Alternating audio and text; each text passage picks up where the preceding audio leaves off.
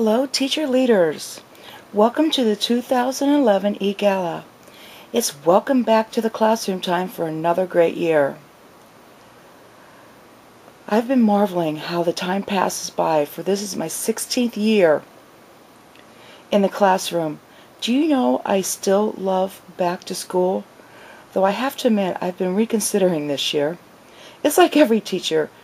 I have already identified a few students who have problem behaviors. And this is part of the rationale for the academic scrapbooking approach this year. I am Heidi Willard, and I am the founder of Scrapbooks That Teach. Has everyone downloaded their handouts from our blog? Here it is. I'm showing you on my own laptop where it is. It's on the blog typepad, okay? And you should have already downloaded this, right? Because we're going to take you right through it in this particular video. You will want to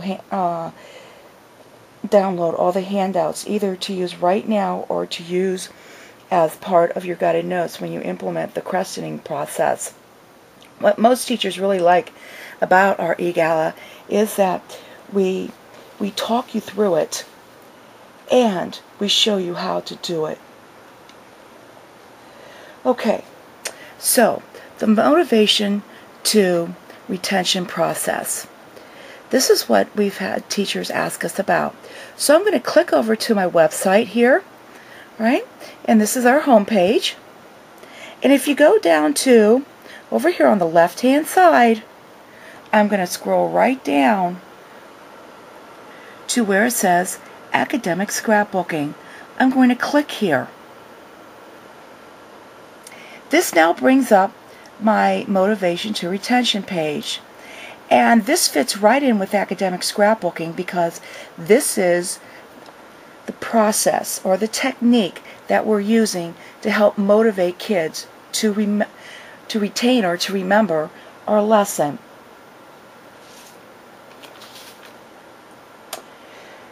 I encourage you to use this.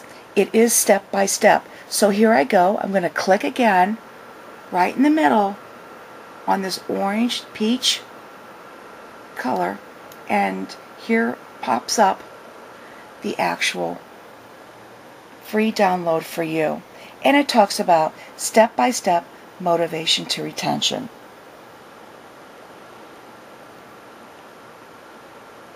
It is really easy to follow, and I do encourage you to use it in setting up your content program this year and also your classroom. Now, the way that this is set up is that it goes step by step. So the first step is something that teachers do. And what I want you to focus in on is the fact that I want you to look at your classroom environment. You see how it says photo 1 here? Well, that's for your photo. You don't want to see my photo of my classroom. You want to see your own there. So once you print this out, you're going to glue in or tape in a photo from your classroom here after you have gone through these specific ideas for how to set up your ideas. For example, make sure you have a lot of choices for your kids. But even equally important are those high expectations. What sort of personal interactions do you have set up in your classroom to help kids succeed? Now, the second step is also teacher initiated, and this is a curriculum roadmap. We've given you, again, some suggestions. You're more than welcome to use My Classroom is like a museum activity.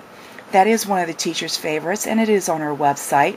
If you look under Welcome Teacher's Letter, you can click there. Also, there's a grading rubric. And this year what I had the kids do was I had them add photographs to their activity. And these were photographs that I had already downloaded and put onto a Word document for them to cut and paste. Right? And so that's on my blog. Right? In my classroom, we use an interactive notebook, and so that is something that we now begin to set up as a whole class. Now, students in the third step, this is their roadmap, And I do expect kids to keep up with how they're doing in class. Even if they're in elementary school, it's time that they start learning what those grades mean.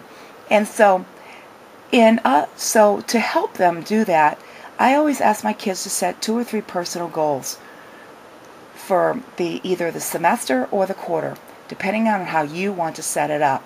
The other thing that I do with my lessons is that I connect it to class or to the outside. For like elementary school, I would probably connect the class to like clubs and activities that they might be participating in. Think of Girl Scouts or Boy Scouts and think about the types of badges that they're earning. What in your class allows them to connect there? Now again, we're going to put in your photo, and for step 4, this is both teacher and student beginning to work together, and this is the instruction and learning process. Again, your whole class working your photo, and these are the items that you're going to want to work toward.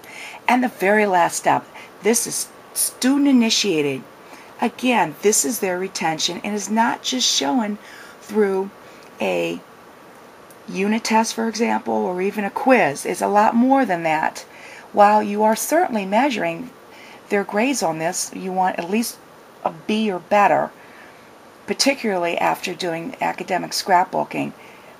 But you want them to get to the point where they are voluntarily participating in class and they're maintaining their interactive notebook up to date. If you don't use an interactive notebook in your classroom, that's fine. Whatever type of a notebook that you use, the kids should be getting points for doing that, because that is part of their job in the classroom since you've asked them to do that. Right? And every once in a while, at the end of the quarter or at the end of the semester, make sure the kids have a chance to review their self-developed goals. Okay? And so that's the process, and that's it. You're more than welcome to print this out and keep it by your side as you set up your classroom.